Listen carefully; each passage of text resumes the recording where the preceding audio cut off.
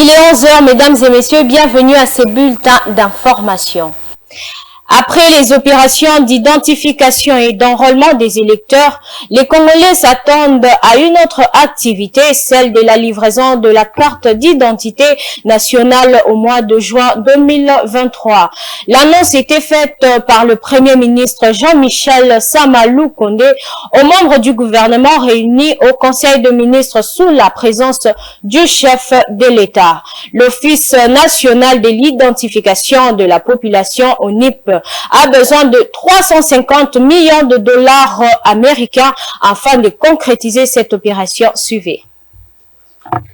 Ces points d'information est livré par le Premier ministre Jean-Michel Sama-Lukonde aux membres du gouvernement réunis en Conseil de ministres à la Cité de l'Union africaine sous la présidence du chef de l'État Félix Tshisekedi. C'est ainsi que le chef du gouvernement a exhorté chaque partie prenante dans cette opération de jouer son rôle. Le Premier ministre a annoncé que le préparatif en vue de la réalisation de cet important axe du programme d'action du gouvernement se poursuivent. À mi-2023, les premières cartes d'identité seront délivrées après plus de 3 décennies d'attente. Il a attiré l'attention de tous les intervenants dans les processus de mutualisation des opérations, à savoir la Commission électorale nationale indépendante CENI, l'Office national d'identification de la population ONIP et le Bureau central du recensement, Institut national de la statistique, de jouer chacun son rôle, lit-on dans ce compte rendu. À noter que dans une année électorale, l'Office national de l'identification de la population a besoin d'un budget de 350 millions de dollars américains afin de concrétiser cette opération avant la tenue des élections au mois de décembre prochain. Les prétentions du Rwanda selon lesquelles certaines terres de la RDC appartiennent au royaume ancestral du Tutsi doivent être comprises essentiellement dans l'histoire. Pour y comprendre et réagir face aux mensonges et à la confusion, le professeur émérite d'histoire et figure reconnue mondialement pour y avoir consacré des livres et des conférences, Isidore Ndaiwel est reconnu sur les vrais termes de cette discussion. Suivez un extrait de ses explications. C'est le Congo qui a des terres à récupérer au Rwanda et non le contraire. Une contre-vérité. Le Congo est à la base de la réduction de l'espace du Rwanda.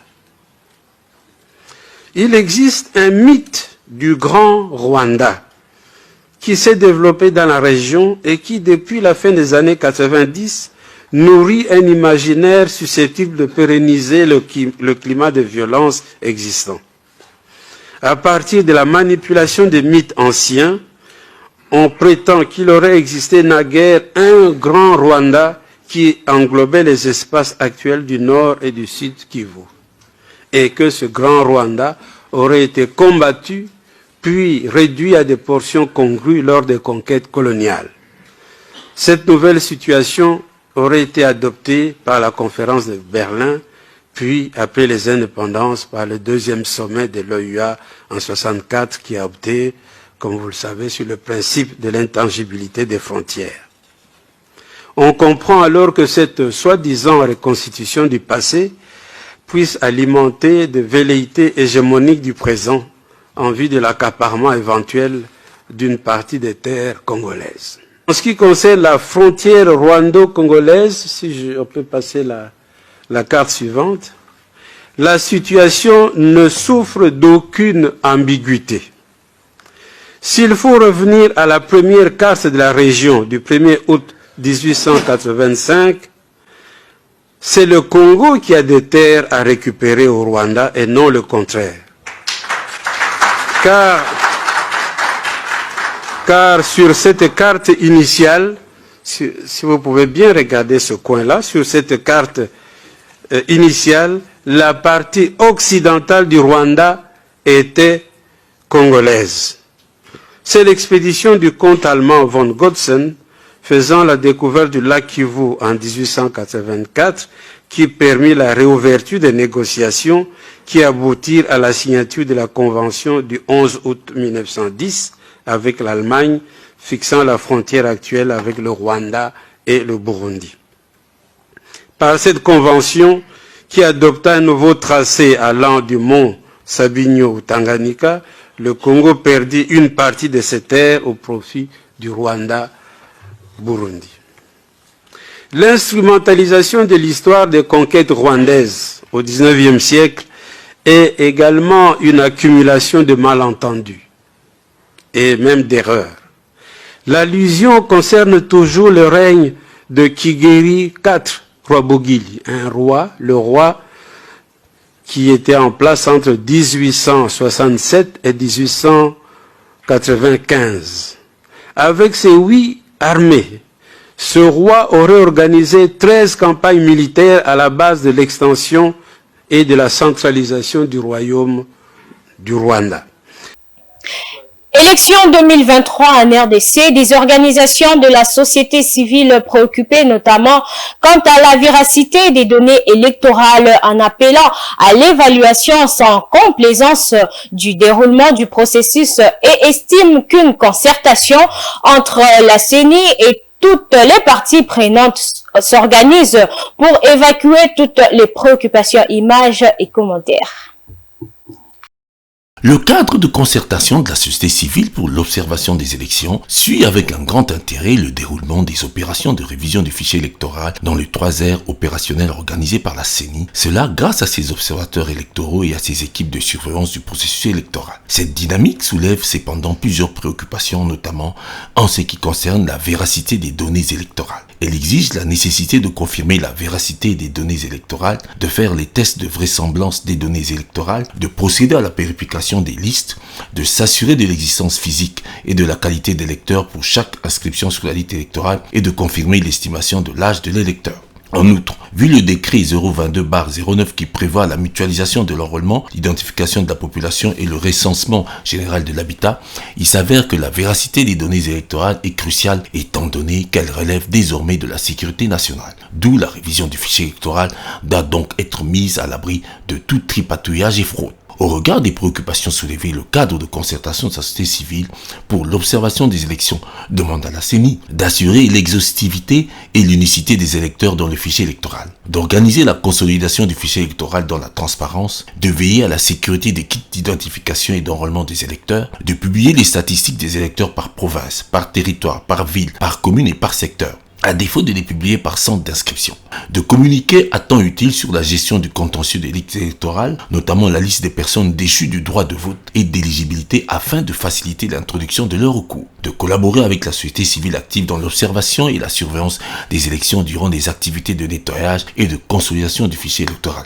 Enfin, ces organisations demandent à l'audit interne et externe du fichier électoral et l'évaluation sans complaisance du déroulement du processus électoral au regard des menaces liées à la sécurité des populations, à l'indépendance et à l'intégrité du territoire de la RDC.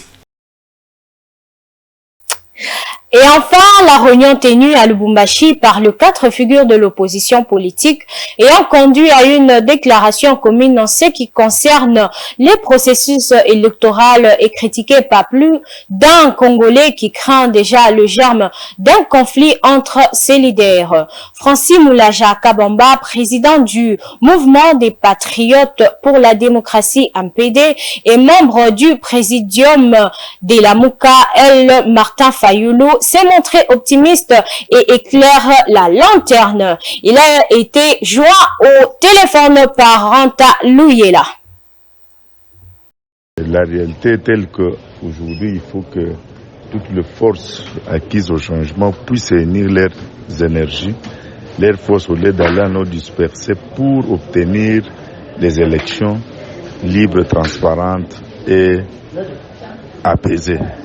Donc, il ne s'agit pas d'une plateforme électorale pour nous mettre ensemble, aller aux élections ensemble, non. Mais il s'agit d'une maison qui brille et qu'on a besoin de toutes les mains disponibles pour éteindre le feu. C'est un cadre de concertation, d'unité des actions coordonnées de tous ceux qui veulent le changement dans notre pays. Parce que les élections sont hypothétiques, même si élection il y en aura, mais ça ne sera pas les élections à ces conditions, ça ne sera pas les élections crédibles, transparentes et apaisées. D'où il faut unifier nos forces pour mener des actions qui doivent amener à ce que le régime en place organise, rende la CENI démocratique,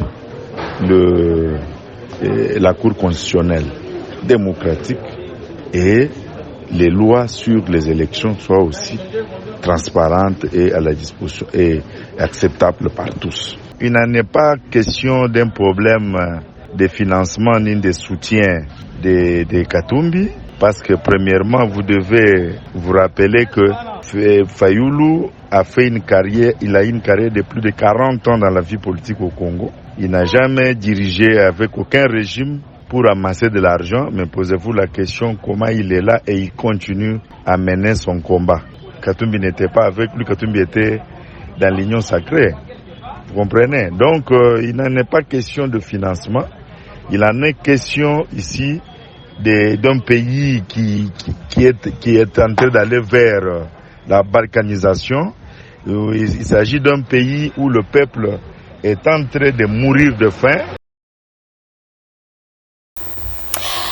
Mesdames et messieurs, c'est déjà la fin de ces bulletins. Je vous dis à très bientôt sur Mondico Télévision.